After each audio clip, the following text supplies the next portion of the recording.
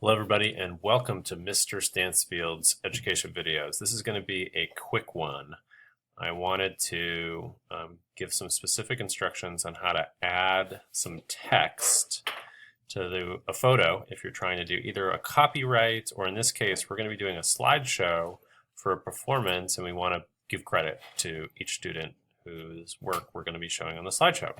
So the first thing you're going to want to do is actually resize the image to whatever your final output is going to be.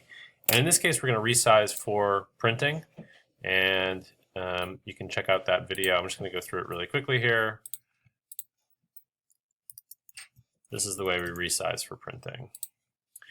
After we resize for printing, we're going to grab the text tool, which is down here on the kind of left near the bottom of the tool palette on the left-hand side. We want the horizontal type tool. And there are some options up here. In this case, we're going to go through them all. So the first thing we want to do is choose the font style, font size, and alignment is actually going to be critical here as well. Finally, the font color. In this case, I want to right justify my text so it kind of nestles into the bottom right-hand corner of the frame. And this is an interesting picture because you're going to have some black area and some dark areas of the image and some light areas of the image. So it'll be interesting to see what happens with the black text. Helvetica works great and regular, and let's try 72 and see what happens. What I want to do is single click here right in the bottom right-hand corner and then just start typing. I'm going to start typing here photo by, and then we can put a little colon, and then we'll type our first and last name there. Now you can see it's pretty big. Now, when you're done, you can click this little check right here. It's too big, so what we're going to do is make it a little smaller. Now, if you resize for printing and it's 10 inches wide or 10 inches tall, if you have a vertical photo, this, whatever point size here we decide on, in this case 30 looks pretty good, 24 looks pretty good too, 36 looks pretty good too.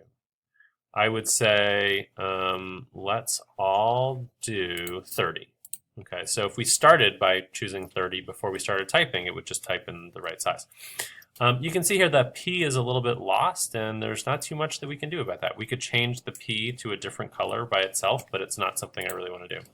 Once we have it lined up here, you can kind of move it around if you want to. Notice how it's kind of snapping right into the corner there. That's fine. You can kind of snap it right in the corner. If you wanted to give it a little bit more space, if you click and drag, so click, then press down on the control key on the keyboard. It will make it so it doesn't snap, so you can kind of find some space to kind of let it live there. There's a little bit of space, and I think that looks a little bit better. So again, click, then press down the control key, and then let go of the mouse before you let go of the control key. You'll see up here I've got a text layer, photo by Mr. Stansfield, and in the background, what we want to do is flatten it. So we're going to go to image, layer, and then any of these three, merge down, merge visible, or flatten image. We'll get rid of the layer, and then we're ready to save. So all I want you to do is have this here, this text, photo by, colon, first and last name, and then make it kind of live in this corner here. If you needed to change the text color, let's go back to, I'm just going to undo that flattening, go back to the text tool, the horizontal type tool, and then with the layer selected, if you go to up here, you can choose white. I don't want any other color other than black or white.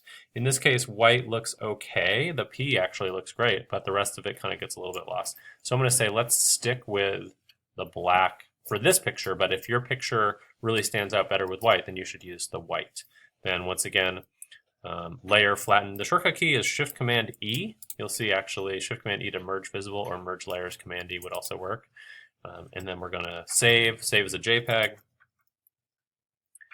And last first, the whole thing.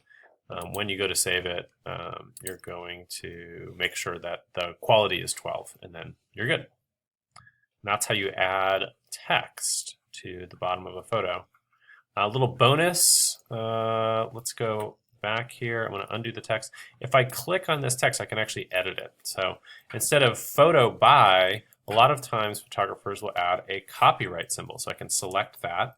By the way, I did that using the Shift key, Shift and the arrows, but you could do it with the mouse.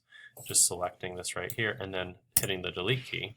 And what I could do is add the copyright. The copyright is Option G. So hold the Option key and then hit the G key and then space. You can say copyright for your own photos. I don't want you to do that for our performance, but if you wanted to add a copyright symbol, Option G on a Mac will do that. And then you can just hit the check bar to confirm it. So that's a little bonus if you're interested in adding a copyright symbol on a Mac. It's Option G. Thanks for watching.